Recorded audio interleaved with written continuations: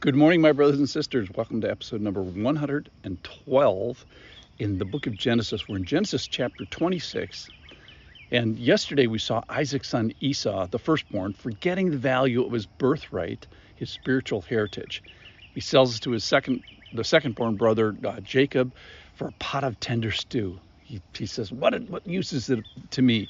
And he treats something that is important, that he treats it as if it is unimportant. So read with me now, and we're going to go to the generation of Isaac. This is Abraham's son, Isaac, and talk about his relationship with the Lord. So today's title is, Do You Want God? Because every generation, every person gets to decide that. Watch what Isaac does. This is Genesis chapter 26, verse 1. Now there was a famine in the land besides the former famine that was in the days of Abraham. And Isaac went to Gerar to Abimelech, the king of the Philistines. And the Lord appeared to him. The Lord is appearing now to Isaac. Do not go down to Egypt. Dwell in the land which I will send you. Sojourn in this land, and I will be with you and will bless you. For to you and your offspring I will give all these lands, and I will establish the oath that I swore to Abraham your father. I will multiply your offspring as the stars of the heaven, and give to your offspring all these lands, and in your offspring all the nations of the earth shall be blessed, because Abraham obeyed my voice and kept my charge, my commandments, my statutes, and my laws. So he's repeating the blessing that he gives to Abraham. He's repeating that to Isaac. Now, maybe this famine that they're talking about kind of geared up our yesterday's lesson about the value of a pot of stew.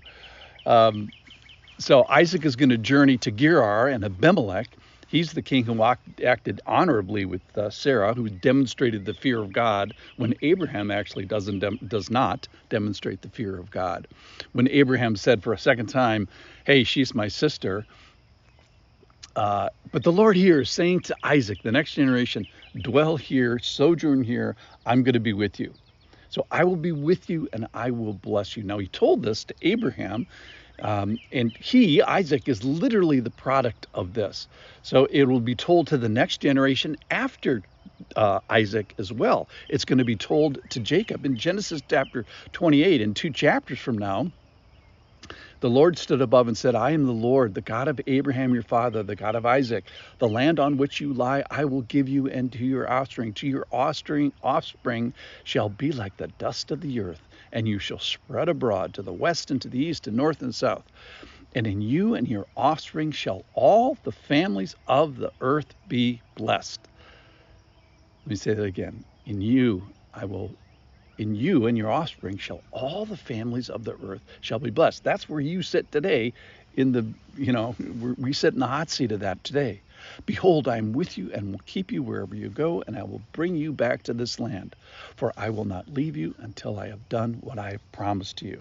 So we're going to sit on those promises today. So there's this promise to Abraham. He's going to get lots and lots of people. That's the first thing. He's going to get a place. He's going to give you a place for a home. And the person, which is, I'm going to give you myself. I'm going to give you my presence in a new way. And isn't that the goal of the spiritual life? So why should I follow God? This is the big question for here today. So here's why you should follow God. And I'm going to say this in a prosperity sort of a way. Your life circumstances will be better, more prosperous, and satisfying. Now, am I saying that you're not going to suffer? No. Or get old? No. Or get sick? No. Or struggle with fatigue? No. Or have limits of finances? No. Here's the essential element that God promises his people, is that you can have me. And like yesterday, where they forgot the value of something, today, let's not forget the value of having the Lord, of pleasing you, of living before you. So may the Lord give us the weight and the value and the measure to appraise him correctly, that he is our prize, he is our treasure. So I'd like to address, if you are outside the family of God today, and perhaps you're looking in and ran across this podcast and video, I'd recommend you consider three things. Number one, what will you do to remedy your sin and its just penalty before God? So, absent Jesus, absent this great redemptive story that we're just starting on here today, a couple generations in, absent that, you're in, you're in trouble. Secondly, is what will you do about living forever? So, everybody lives forever. But the question is, where are you going to live forever, and where do you want to live forever? And then the third question, which is today's question here, is would you like to live this life as you walk here uh, under the same promise that Isaac got? You know, we look at this and say, wow, I'd love to have God come and talk to me and say, I will be with you. Well, this is exactly what Jesus promises at the Last Supper in John chapter 14. In verse 23, Jesus answers someone who says, how are you going to, show yourself to us? And Jesus said, if anyone loves me, he will keep my word, and my Father will love him. And then get this, and we will come to him and make our home with him. So we're asking today, Lord, show yourself to the people of God in a unique way on the planet. Indwell the hearts and souls and eyes and spirits of believer, and not just visit us, but make your home here. So in our story today, we have big promise to this one guy, Isaac, long time ago. He's a big part of a big line from Abraham in which all the families of earth are going to be blessed. But here's the bottom line is God can bless your family, you now. How did he figure this out? This is the same storyline in the Bible, that God offers a relationship. We've seen it with Adam when God walked in the cool of the day, and he could have just kept on walking after Adam and Eve sinned, but he turns and finds Adam. Then we see it with Noah. God closes him in the ark. That goes for almost a little more than a year in the ark, and on the other end of the journey, at the other end of the storm, he says, I'm there to open the door. I know you guys are still evil. I know that the heart of man is still black. Here I am. I am with you anyway, and I'm going to fix this. And now we see it with the imperfect promise to the imperfect Abraham and the imperfect Sarah.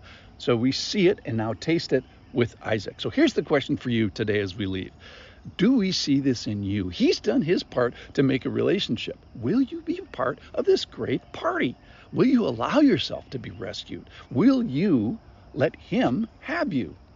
He says yes. What do you say? Thanks for listening.